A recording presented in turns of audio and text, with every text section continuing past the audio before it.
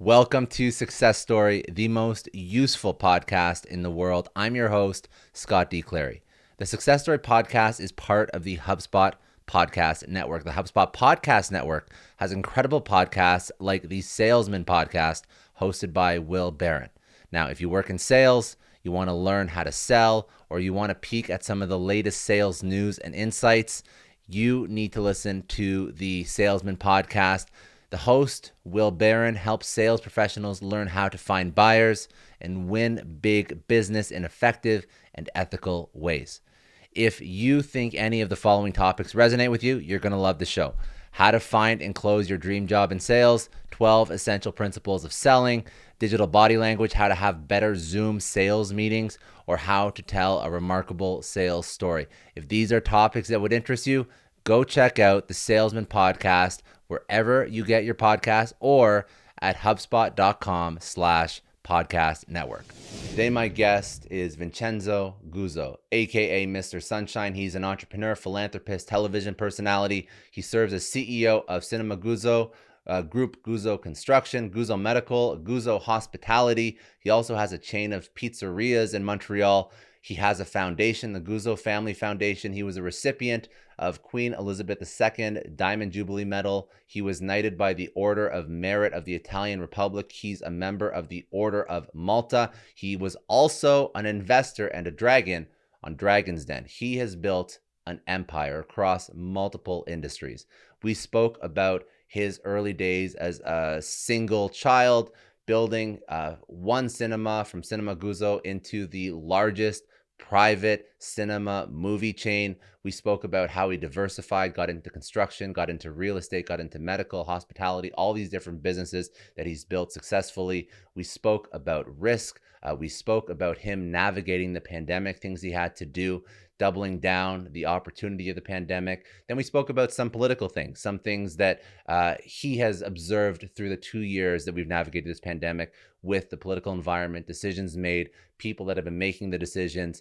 He at one point was even thinking about going into politics, and we spoke about how politics and business sometimes could be married up and why some people that are excellent in business maybe would make incredible politicians, and some reasoning behind that, some logic behind that. Then we finally spoke about business marketing for brick and mortar, how he navigated the marketing for brick and mortar through the pandemic, how he drives conversions in his actual movie theaters, how he measures conversions and ad dollars spent from online, offline marketing, some of the most successful marketing tactics that he's used in his theaters to scale them to, again, the largest private movie cinema organization in Canada. So some great business ideas, some great business conversation, entrepreneurship, insights, marketing ideas for brick and mortar.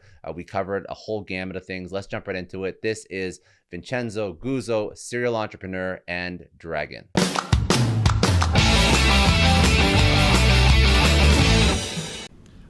So I'm Canadian. I'm born in Montreal. Born, raised in Montreal. Went to school, London, Ontario.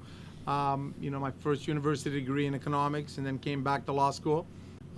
Was actually planning on moving to New York and being Harvey Specter before Harvey Specter even existed. You know, the guy with the relationship issues and childhood issues and so forth and so forth. I'm an only child, so God knows I have issues if I want to have them, right?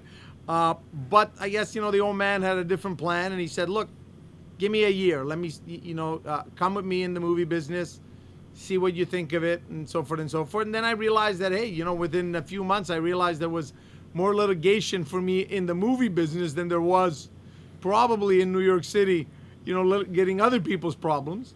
Yeah. And then from running movie theaters, we opened a construction division to build our own theaters and then to build our own real estate. From construction, we went into owning real estate and so forth and so forth. And through this pandemic, if anything, we bought another shopping mall that we have a theater in, and we're looking at other real estate. I mean, I would tell you today, if we look at the books, most of the value of, the whole Guzzo family comes from the real estate division.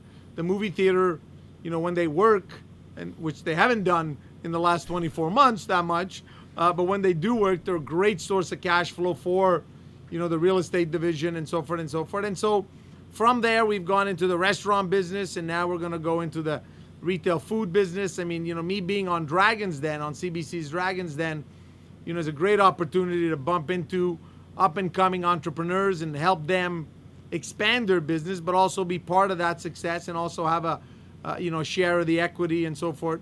One of the most fun deals I did was with Rudy Ladd, which is a t-shirt company, but then there's a hidden gem in there which is called Good Pantry, which the pandemic has done everything to prevent us from launching that even bigger than it is. But that's a revolutionary icing product, which you'll see if you follow me on Instagram, you'll see I often post or repost some of their stuff. But that's I suspect that's going to end up being a $50-60 million company within the next 12 to 24 months.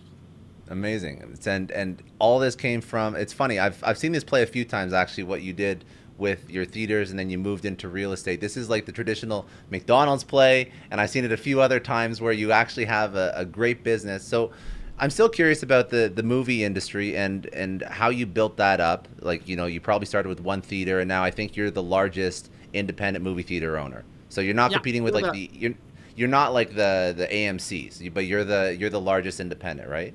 Well, that's right. So by independent, what it really means is we're not a publicly held company. We're one of a homegrown theater circuit, right? So AMC is a monster, so is Cineworld, so is Cineplex. So on all types, mixed in, we're Canada's third largest movie theater operator. We're actually Canada's largest privately owned, Canadian-owned operator.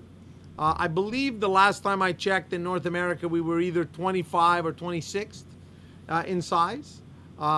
So, we gradually grew it from a one-screen complex to a three-screen complex to a multiple-screen complex. And then, in 1998 is when we said, okay, let's try and take this over. Our complexes are often associated to, the AMC complexes because they are these large 18, 16, 14, 12-screen complexes. The big difference between our complexes and I'd say other people's complexes, while food is, a cornerstone of the business, popcorn, pop, and so forth, we chose in 1998 not to go with the extended restaurant experience, but we chose to go with the entertainment experience. Meaning what you see today in the US, where you'll have a 90,000 square foot, 10-screen complex, but there's 50,000 square feet that's really amusement space. So we did that, but we didn't, so our entertainment section is roughly 20,000 square feet out of a 40 or 60,000 square feet footprint. So that's where the difference is. We felt you can eat anywhere, but you really can't have an entertainment arcade experience or virtual reality experience anywhere, just because cities were shutting down the whole amusement sector. They've always associated those sectors to negativity. They didn't want them near schools and so forth and so forth, in Canada at least. I know in the US it's a little different. We now have Redemption that has appeared in Quebec for the first time in a lifetime. I mean, it's probably the last territory in North America that allowed for Redemption. So we what does that mean? What do you mean by that? What do you mean by that? Well, Redemption is when where you can actually play and get back points for longevity of play or so forth, and there you can exchange that for prizes or for movie admissions or for concession stand products, which is something Quebec was never liked. I mean, they associated too much to gambling. So gotcha. Now they've accepted it. So we're gonna head that way. And so we still believe that going to the movies is more than just, watching a movie. It's actually an outing. So we have full-fledged bumper cars. We have full-fledged merry-go-rounds in our theaters. Everything to try and let. So in other words, you don't have to go to a Six Flags or to an amusement park. You can actually go to the theater. And have that idea. I just want to take a second and thank the sponsor of today's episode, Athletic Greens. Now, I'm super happy that I partnered with Athletic Greens because I literally use them every single day. Now, I've known about Athletic Greens for a little bit. only because I tried them about 2 years ago, way before they decided to sponsor the show. And I noticed that in winters, when I didn't take athletic greens, I would get sick as a dog.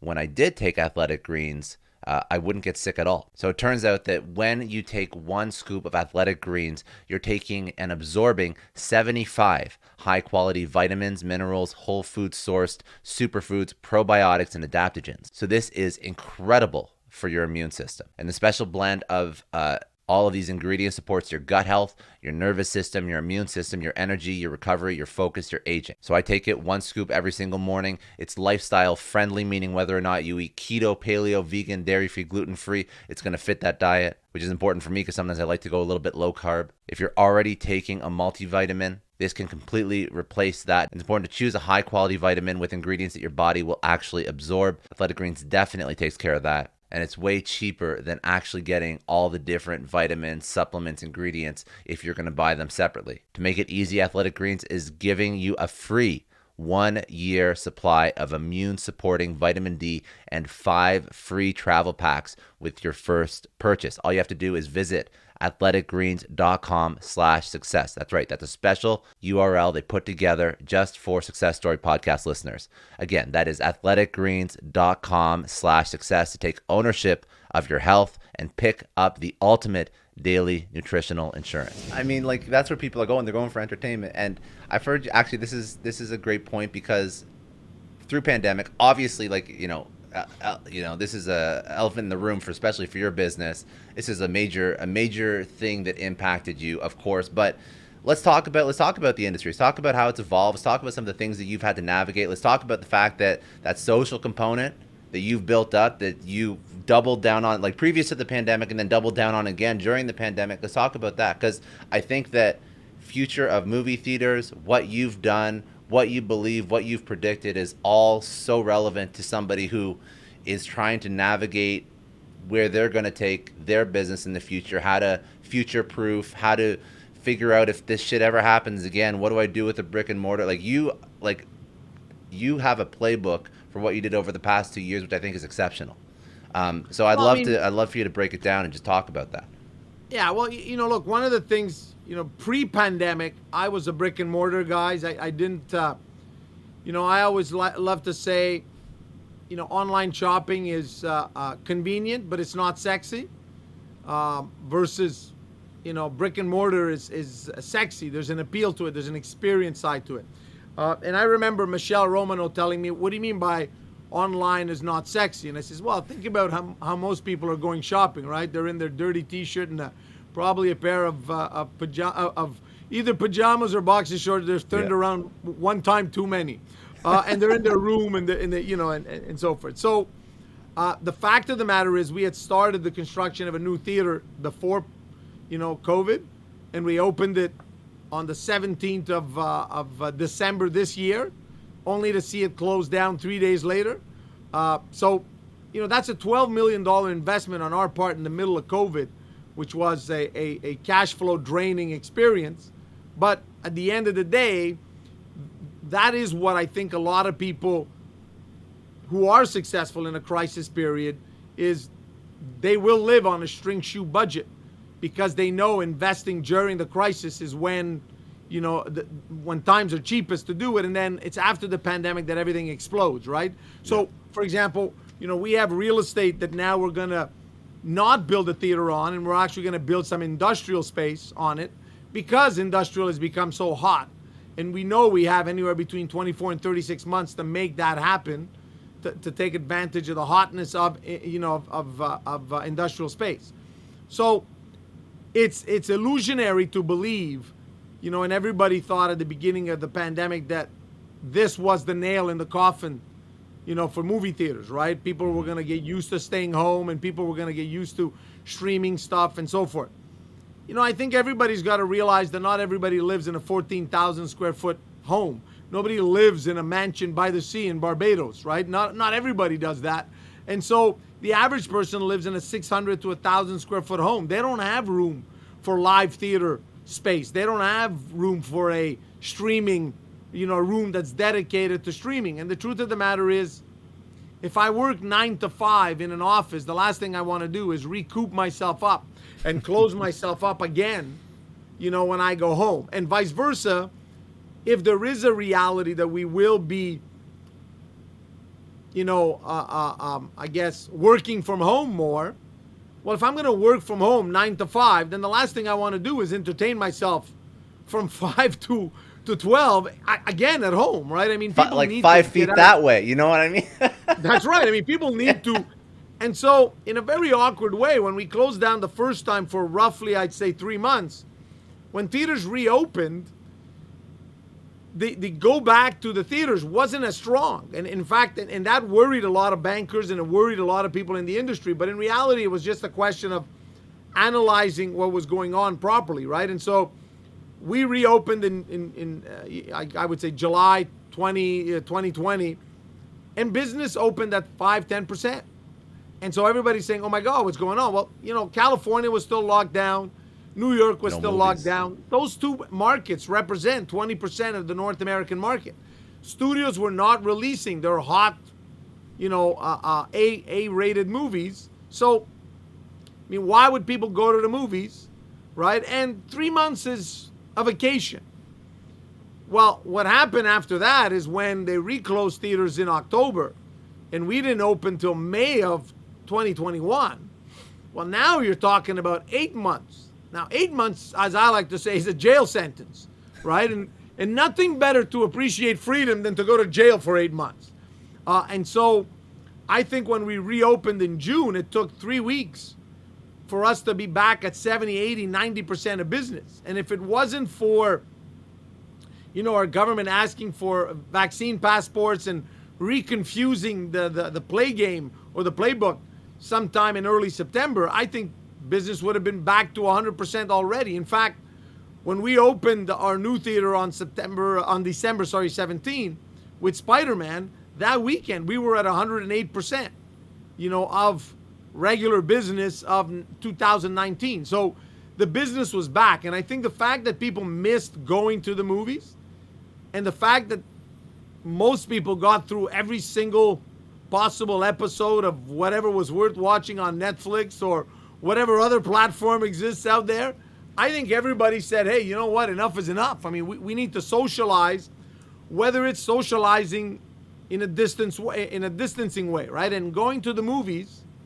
as I've always said to the public health authorities, is socializing with distanciation before distanciation was even a word, or even before we made it a word in our vocabulary that everybody knew, right? So you go to the movies, you sit down in a dark room, you don't sit next to anybody unless you're forced to, unless you got 100% full auditorium. Everybody's, I always like to say, I walk into a 300-seat auditorium, and if there's 50 people there and anybody comes and sit right next to me, he's going to get a stare, and I'm going to look at him and say, seriously? You have nowhere else to sit? 100%. The guy has something wrong with him if he does. That's creepy. That's right, and it's got nothing to do with COVID, right? So I think social distancing is just the element that was always there in movie-going experience. And so we've seen it. We reopened theaters, on the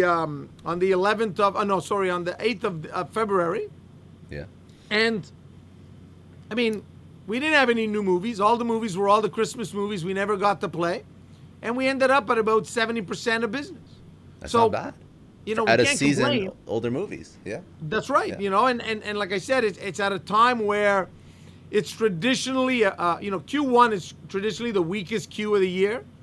So that we're back to 80% with, government authorities still always talking with these subliminals and these underlying threats and fear factor and fear mongering and everything. It's just insane, right? I mean, I think everybody's had enough of our politicians, and I think we're ready to move on with or without them, as I like to say. How did you, is there anything that you learned with your business, anything you tried differently, anything that you optimized, improved, did differently, launched new projects like during COVID that you were just like, let me just try this, let me see if this is going to keep us afloat, even if movies don't open for the next 5 years, I still have another thing to go down or another path to go down. Anything you tried that stuck? Well, we never believed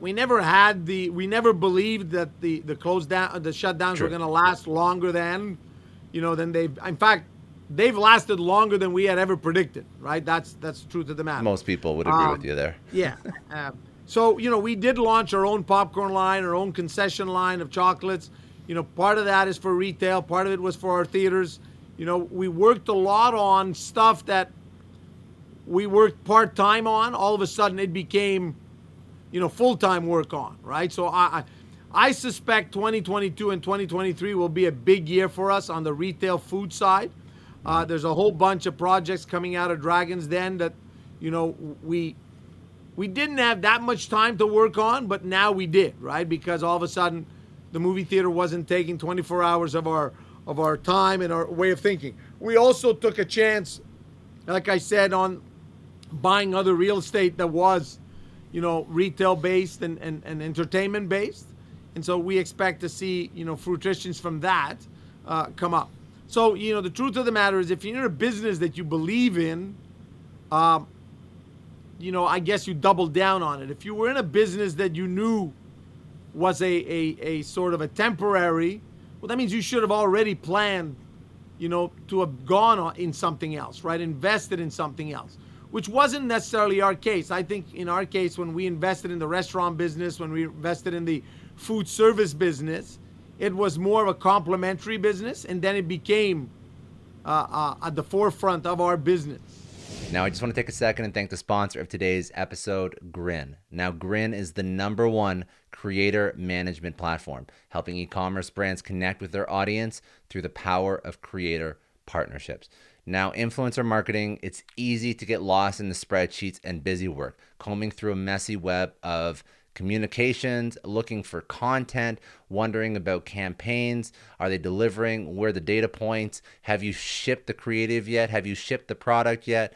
Have they billed? Have they invoiced? All of the headache that comes with managing creators and influencers, that's where Grin comes in. So Grin is an all-in-one software that allows you to treat your creators like your brand revolves around them, even though you're actually saving yourself a ton of headache.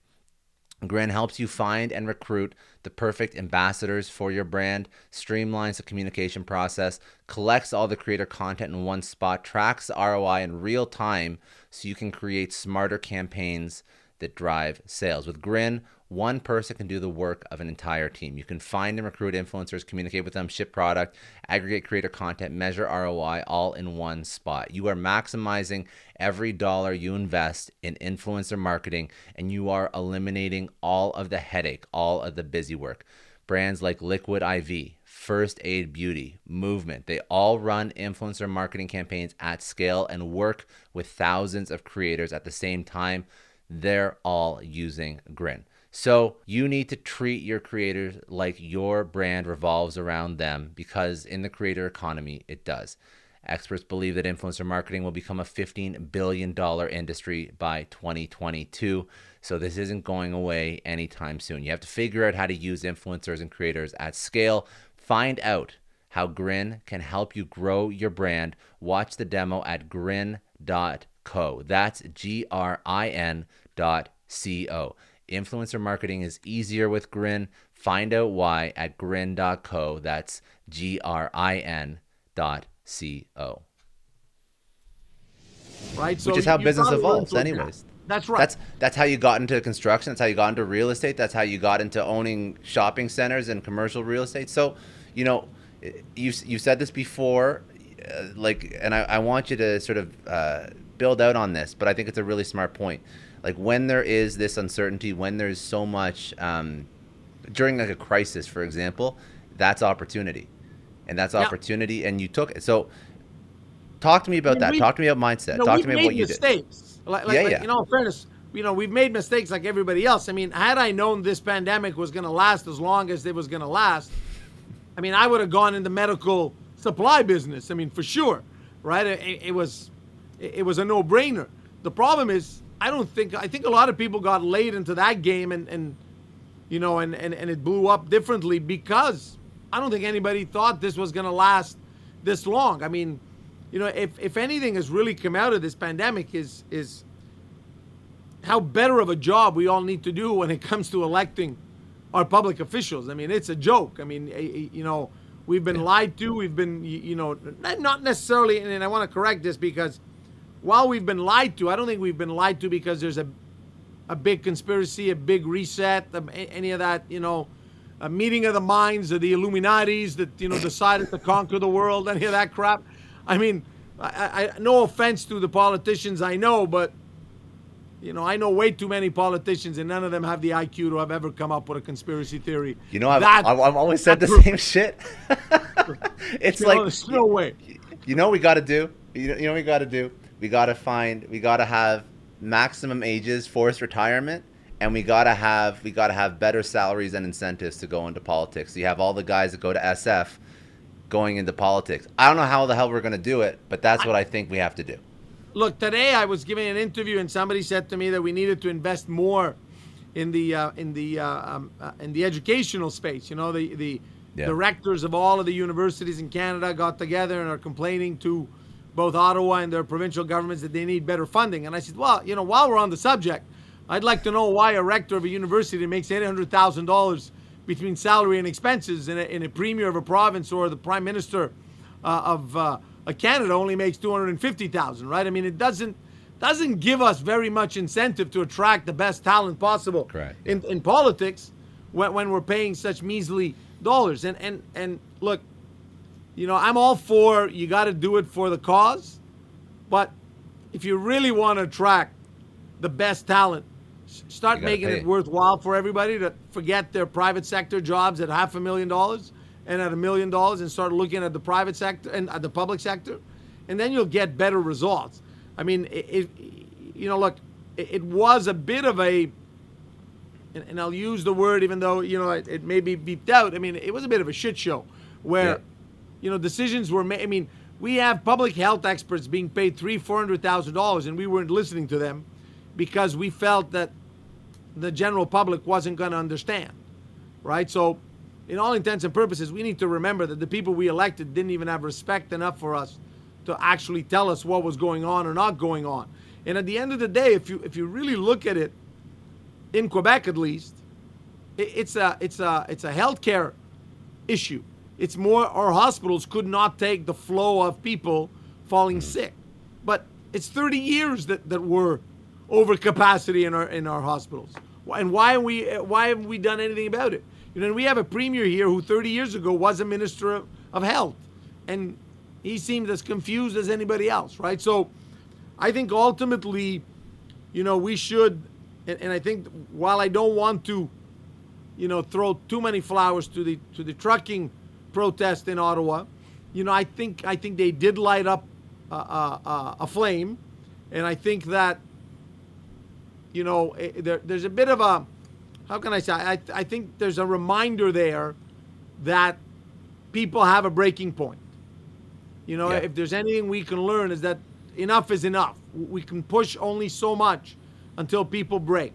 And what's sad is that I would only like for people to understand that protesting in Ottawa is great, but you understand there's people that live there, and the politicians we were trying to annoy, or the politicians we were trying to get their awareness, they weren't even at work. They were hiding. Our prime minister was hiding somewhere in one of his country places. Not the people somewhere that were else. living beside the noise. Yeah. That's right. They were living beside the noise. And I think that we need to understand that every time we protest, while we are protesting for a great cause, I think somewhere along the way we are creating inconveniences for people, and eventually, like every government, that goes too far, even protests just happen to go too far at a certain point, and so forth. So, I think we need to remember that everybody has a breaking point. You're obviously, you're the successful business leader. I've seen this with you and with Kevin O'Leary at one point too. Just to reference another Shark Tank Dragons Den person. You were both looking at politics. You were looking at politics. You're both looking at conservative leadership and running. Why does that not happen? Why did it not happen for you? Why did you not make that transition? I think I haven't made the transition yet for the simple reason that maybe I feel that I haven't done everything I need to do yet on a private sector level, but also because, I think there's a time and place for private sector people to go into politics, right? And this time around, I know that I didn't say it the first time around in 2019 and 2020, but this time around I had the opportunity to say it, which was,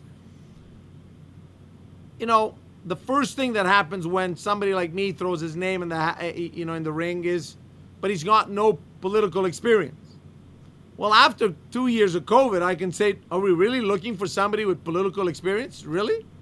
After the 2 years of political experience that we've had, is what we're looking for another politician to run the country? Really?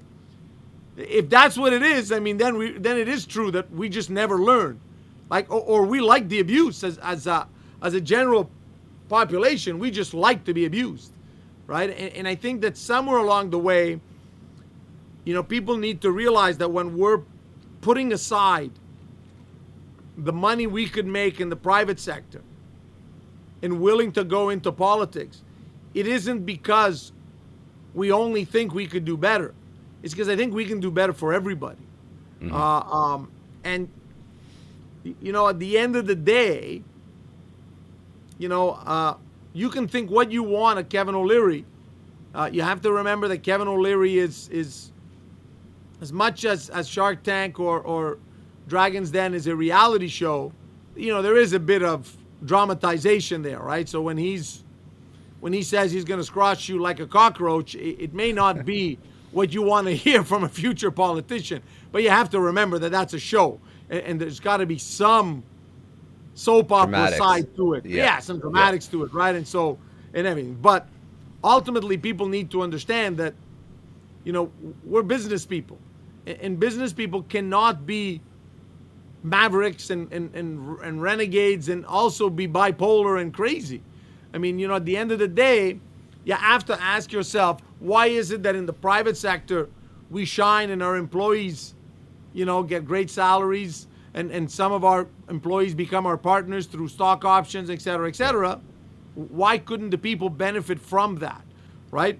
I think that the biggest people blocking successful business people from going into politics isn't the general population. I think it's the politicians, and I'll call them career politicians. I have, the first guy who announced his candidacy in the latest conservative leadership race is somebody who's never had a job apart from being a politician, right? So it's very hard for me to explain to that person what it is to be a business person when he's got no empathy. He doesn't know what it's really like to be a business person, and he can surround himself with the people he wants.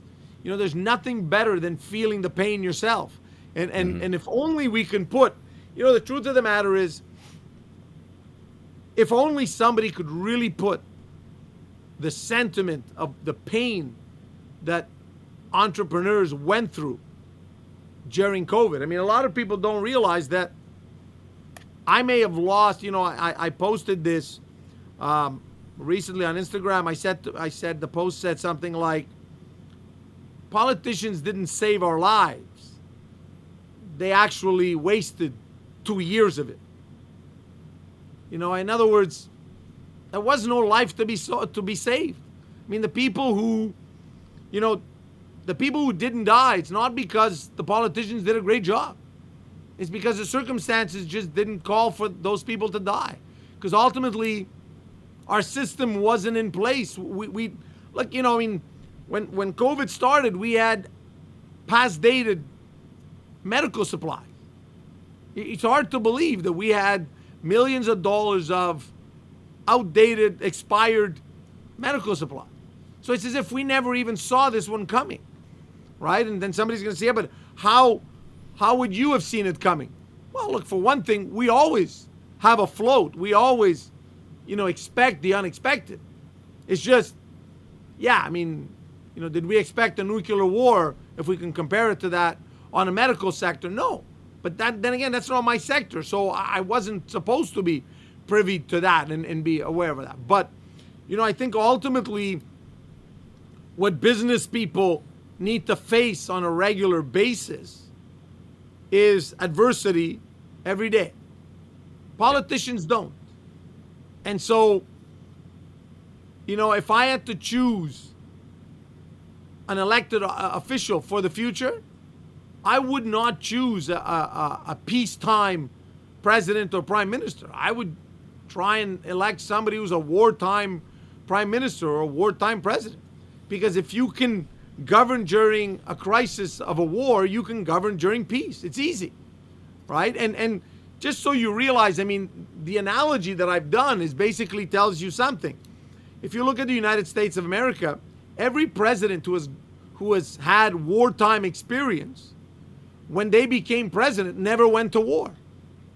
They managed whatever they did not to go to war because they knew the casualties of a war. Every president who has taken us to war was one that never saw a day of war. And so for them, there was no pain. It wasn't their pain. It was maybe the cost of doing business, call it, right? Business people go through regularly wartime pain, right? I mean, bankers aren't happy with business people these days. They're, if it wasn't for potential PR disasters, most banks would have called back a lot of loans, and a lot of business people would be in trouble today. Well, you were negotiating some of your buildings, right? You were negotiating. You were calling people. I heard, you put a stop payment on everything, and you were stopping the payments going through. It's sad that the only reason why they negotiated was because of a PR disaster, but it is what it is. I'm a landlord, and I had to, the expression is put some water in my wine or dilute my alcohol, because I knew that if I was too strong and too hard on the people, they would go belly up, and that didn't serve me as a businessman. It didn't serve the property well to see people, close businesses there. It did not inspire anybody. And what did it give me to put somebody into bankruptcy, right? But not everybody sees it that way. Some people, and unfortunately, I have to live with the fact that being on Dragon's Den and sometimes being hard-nosed on the show, some people think, I'm going to show him, and so, we butt heads. And let me tell you, when I butt heads, I butt heads. And there's no reason for me to accept to be bullied in any way. Of course, But, that experience, that reality that we went through for the last 24 months prepares people. It prepares you for the hardship. It prepares you for the empathy.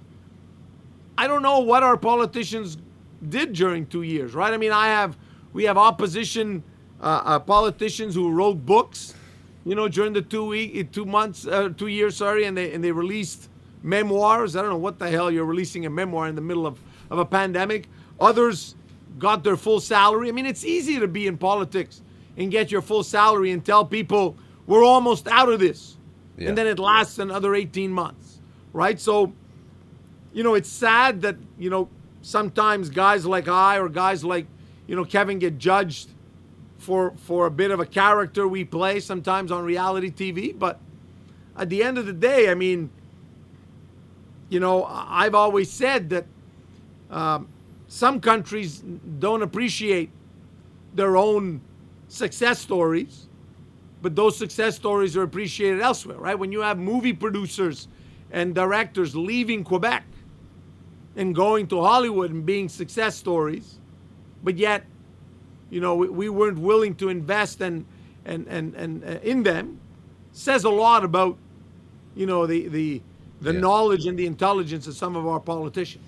I just want to take a second and thank the sponsor of today's episode, Trade Coffee. Now, I'm a coffee lover, and I just found out a really unnerving stat and fact about coffee. 90% of coffee that you buy from a grocery store is actually stale. You heard that right. It blew my mind. The coffee you know and love and you go buy from your grocery store needs an upgrade, and that's not the way coffee is actually supposed to taste. So instead of buying this old same coffee that you're already getting that's stale, Trade Coffee sends you fresh coffee as much as you want, As fast as you drink it, it's going to replenish, but it's always going to be fresh. So Trade sells fresh, roasted, and ethically sourced beans from America's best independent roasters. They ship free to you as often as you like, whole or ground. Whether you're a coffee nerd or you just want a better daily cup, Trade's real coffee experts taste test over 400 roasts and use technology to match you to your ideal coffee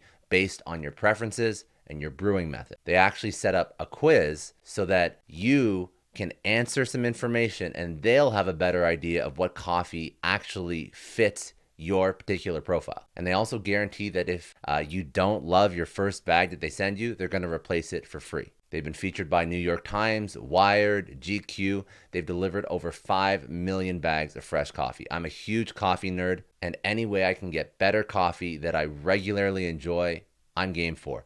The subscription is no hassle. You can skip shipments. You can change your frequency. You can cancel anytime you want. And for all Success Story podcast listeners, they set up an intro offer to get you off the ground. They're offering a total of $20 off your first 3 bags when you go to drinktrade.com/successstory. But you have to get started. So to start, take their quiz. Figure out what coffee works for you. Go to drinktrade.com/successstory. Start your journey to your perfect cup. That's drinktrade.com/successstory. Get $20 off your first 3 bags. I'm curious about Dragon's Den too. I need to understand your story and how you got there, because there's a funny story behind that as well. Because you don't strike me as somebody who would just jump on TV and look for the spotlight. You've built up the infrastructure. You've built up the screens. You haven't been chasing after the fame. So tell me the story about Dragon's Den. What happened there? Well, I'm a character, right? So, I was always a character. You're fun to talk to, yeah. I'm the kind of guy that, because I'm an only child and because, I have my issues like Harvey Specter had, I always debated my stuff. And I knew that, some debates were better had publicly than in private.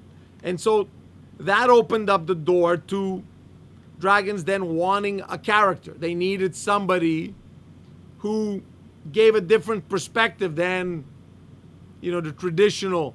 And so, it was an ongoing discussion. They wanted, at a certain point, there was discussions of me being on the French-Canadian Dragon's Den. And I said, well, I don't know if French-Canadians, like my English humor once in a while. And then when I got on the English Dragon's Den, I don't know if they like my quirky Italian humor sometimes, right? So it is what it is. But I mean, at the end of the day, I'm a numbers guy.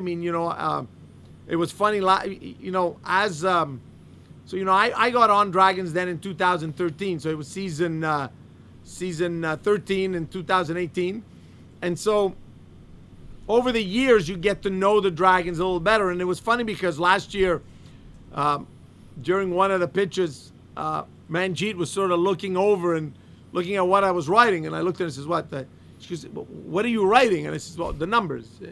And she says, it's unbelievable how quickly you come to the numbers and how you can easily validate, the contradiction or the validity of the numbers that people, and that's one of the, I always like to say that when you're dyslexic, you're weak in one thing, but other senses develop quicker, and the numbers one got developed very quickly. So I can usually come up to the numbers and smell somebody who doesn't know their numbers really quickly, right? And so I think that, every show needs that kind of a person. So we need, the bitchiness of, and I'm using bitchy with a small b, of, Manjeet. You need sometimes the toughness of Michelle, and so forth and so on. So they were looking for somebody who just said it as it was, right? And every once in a while, who'll make a politically correctness mistake. I don't know if you remember, there was one of the pitches where Lane's swinging a baseball bat with a towel on it. And I said, no, you got to swing the bat like, this way. And I'm trying to, and he says, why don't you come and show me? And I said, look, I don't have to show you nothing. I'm Italian. I know how to swing a bat. Trust me on this one, right? So, it scandalized everybody. So, oh my God. Then he just like, oh, what a stereotype call there, right? But let's be honest. I mean, I'm of Italian origin, so I'm allowed to make Italian jokes. Okay, the same That's way fair. Jewish people are allowed to make Jewish jokes, and nobody else is allowed to. I can make Italian jokes. That's it. And so I don't really, because of my independence, I guess, in my own life, I really don't feel I owe that political correctness that much. So I become a funny character. I was chased to be on Dragon's Den because of the fact that I didn't hold anything back. And the nice thing, my concern was when I got onto Dragon's Den, my concern was that I used to use the F word way too often. And I said, you guys are never going to be able to get a full sentence out of me without the F word in this. It's okay. It's an edited show. We'll cut it out. We'll find a way. But over time, I got used to not using the F word all the time. And so it actually made me a more polite person, I guess. When you mentioned you're a numbers guy, and that's important, obviously, but when you work with businesses, what do you look for in entrepreneurs? Is it, because I know that people are numbers focused, but they're also founder focused too. So a lot of people invest in the founding team, even if they haven't quite figured it out yet. They feel like the right people are going to get it done. So what do you look for? I actually look for somebody, I always say to people, partnerships or business partnerships are like a marriage. So you've got to have the same goals in life, the same vision in life. You can't be just about the numbers. And sometimes the numbers issue is more, when I sometimes realize the numbers don't match, it's more to make the person realize, okay, you realize you're losing money, right? Like, because everybody comes to the den and tries to say, we make lots of money. But the problem is when you do the math, you're negative. Now, why you're negative? Maybe just because you haven't applied the energy at the right place, right? I mean, the cost of goods may be off because of various reasons, or et cetera, et cetera. And a lot of people don't do the accounting properly, in the sense of if you're reinvesting and basically capitalizing expenditures, you'll actually make money on an accounting level, but you still have a cash flow burn. Mm-hmm. And that's okay, because all businesses need to reinvest and so forth and so forth. So at the end of the day, I mean, what's most important to me is the person who I'm going to invest with going to be somebody that the business marriage can last? Or am I going to just be in a short-term relationship, which is, we got different visions of life, right? I mean, if somebody sees my presence in their life as a business partner, just as the guy who's going to throw money to it, I'm not a guy who likes to just throw money at a deal. I actually like to go in, try and help the management team, try and see how they can restructure and how they can be lean. I mean, the worst deals, or the deals that I have the hardest time with, are the tech deals, right? Because they're the ones who have $25,000 burn rate per month, and I really don't know what they've done. And I try and figure it out, and many times I look at Michelle and sort of try and gauge her interest in it and say, like, does this make any sense? Right? I mean, I don't get it. And we see it. The hardest thing we have, in our business is selling online, right? When we look and try and promote online, I mean, I can spend the money, but how do I actually trace it back from spending the money to an actual sale? Right? When you spend it online, and when somebody walks in your store, you're saying, or somebody walks in your movie theater. Got it. Yeah. That's right. Because at the end of the day, my businesses are brick and mortars. Yeah. Right? So it's fine that I promoted something, but how do I get, how can I validate that actually that $50,000 ad purchase on Google or whatever? How do you do that now? How do you do that? Well, no, but that's the biggest problem we have on a continuous basis. So what we need to do every time is try and compare one, movie to another movie, and then we got to try and find the same type of movie, right? And try and generate, so for example, we know that when we went out and said, we'll do Cheapy Tuesday every day, for the healthcare workers. So we saw the organic growth of the ad. We saw that, and now we can actually quantify it because we see how many $7, healthcare worker admissions we have. So we can actually monitor that, right? But if you don't create a distinction, it becomes very complicated in our business, right? So unless I can track back either a coupon or something, it becomes very, very complicated. So the tech side of the business is always very hard for me to evaluate. But I'm part of I'm partners in a company called Auto Promo, which uses text messaging couponing, so I use it for my theaters, and I try and push it to try and increase the data that we have and try and find a way to better. So for example, we used Auto Promo for the theater opening and to give away invitations to come to the theater opening. The problem was we had a really hard time even geolocating or geo-blocking who we were giving the coupons to, because 514 is 514. So that's Montreal, Greater Montreal when it comes to cell phones. How do I know I'm giving it to a specific area, right? Those are all of the issues that we have with the tech. So sometimes I need to feel that the founder isn't only looking for a quick build and sell or I'm building a technology which is going to be bought out, and then I'm out of the business, right? But that founder is so emotionally involved in the problem that they're solving that they're going to figure out a way to fix it. Actually, that's right. We got to connect offline, because I do know a guy that I had on this show that's building a piece of tech that sits in Wi-Fi routers in a brick and mortar, tracks the person back to their home computer so you can measure. I don't know if you ever heard of stuff like this, but there's stuff out there that's starting to solve that problem. Yeah, so we have companies. So when we have to justify the pricing for on-screen advertising, what we did is there's a company that monitors people coming in and out of your premises, and they actually connect with the cell phones. So they can't really tell you who the person is, but they can tell you how many cell phones walked in and out of your premises.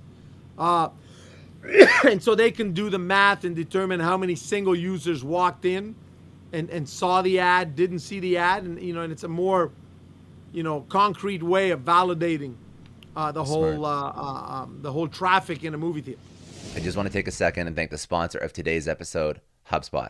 Now, the new year might have you thinking ahead to what you want out of your career. So when you think about your success story, what do you actually picture? Is it retiring early with a beautiful view of the skyline? Is it leaving a legacy with your name on it? Or maybe it's helping influence and change some of the world's most pressing issues. Whatever it is, writing your success story starts by working smart. Because when you work smart, your success story writes itself. A HubSpot CRM platform helps your marketing campaigns work harder and smarter. With intuitive visual workflows and bot builders, you can create scalable, automated campaigns across email, social media, web, and chat, so your customers hear your messages loud and clear. Are you tired of your content not adapting to mobile, making it difficult for your customers to absorb your message? A HubSpot CRM platform optimizes your content for multiple devices so that you can reach your customers wherever they are, which is just smart. Learn more about how you can transform your customer experience with a HubSpot CRM at HubSpot.com. If somebody was going to, do you mind if I know that I told you 45, I just want to ask a couple more questions if you're cool. If you have something, then we can cut it soon, but. Yeah, we'll do one more just because, I got other meetings to go to. And I know you do. You're a popular man. I know. Okay. So, just one last piece of advice, because you've built such a huge brick and mortar franchise establishment empire, whatever you want to call it. What's the number one thing that you would tell somebody in terms of marketing, measurable marketing, that you would do if you're just starting off a brick and mortar, a restaurant, a movie theater, a cafe, a gym? What's the thing that moves the needle the most for you? I would tell you that still today, when we do TV ads, it's very awkward because everybody's gonna tell me, well, who watches TV still, right? But believe it or not, whenever we run a TV campaign, we see an automatic reaction to that TV campaign within 1 week of running that campaign. So if we open a new theater and we advertise that that theater's open, we have an automatic, quicker reaction going to the theater versus online, versus newspaper, versus radio. TV is still a very, very captive audience. And I think that nothing beats a 30-second visual of what's going on. I mean, you know, when we sell movies today, studios will still invest in TV. They will not invest in newspaper, but they will in TV. So Very TV smart, is okay. still a very hard. You can actually you can actually show an experience through TV. I don't think you can feel an experience of going to a restaurant or to a theater through radio or through a static ad. Yeah, very smart. Okay, let's close this up. I want to do rapid fire, but like you could do rapid fire. There's just a couple quick questions to pull insights out of your career. But most importantly, before I ask those questions, where do people connect with you? Where do people go check you out? What's your social? What's your website? Anywhere you want to send people. Well, I think, look, you can go on Instagram at Lord Guzzo. You can go on Twitter at Guzzo Vincenzo. I mean, I'm on Facebook. You know, I'm almost everywhere. I just signed up to TikTok. I haven't done any TikToks yet, but I mean, you know, I guess those will be coming. You know, I don't. God knows what my people are preparing for me on that level there. And then, you know, I mean, you can reach me on LinkedIn as well. So you know, I'm on all those platforms. Awesome. Okay, we'll link all those in the show notes. Okay, so rapid fire. The biggest challenge in your life, personal, professional, excuse me, what was it? How'd you overcome it? I think I still go through it. There's way more things that I'd like to do in a 24-hour span, but I haven't found a way to get 48 hours worth of work in 24 hours. All right, good. One person, there's been many, but one person who's had an impact on your life. Who was it? What did they teach you? My dad, and I think he still teaches me that, you know, no matter how crazy times are, those storms will always pass and there'll always be sunshine at the end. Smart. A book, podcast, something you'd recommend people go check out? Oh, well, I mean, your podcast for sure. Thank you, man. Do you have any others? Any other favorites? Well, you know, look, I do a lot of podcasts. One of them that I enjoyed doing the most was the Drive-By with Freeway Frank. I saw that one. Know, that was a good one. It was a long one. I had a great time doing it with him. Freeway's a friend, so you know we know each other. You know, I also think one of the books that everybody should read. You know, find a condensed version and find a vulgarized version of The Prince. You know, it'll teach you, you know, what politicians think they know and what you should know. Very good. If you could tell your 20-year-old self one thing, what would it be? Don't waste time. Start earlier. You know, last question. Go ahead. Sorry. Yeah, I wasted too much time sometimes on things that I shouldn't have wasted time. So if I can get back time, I'd pay a lot of money to get back time. Last question. What does success mean to you? Success means being able to do whatever the hell makes you happy.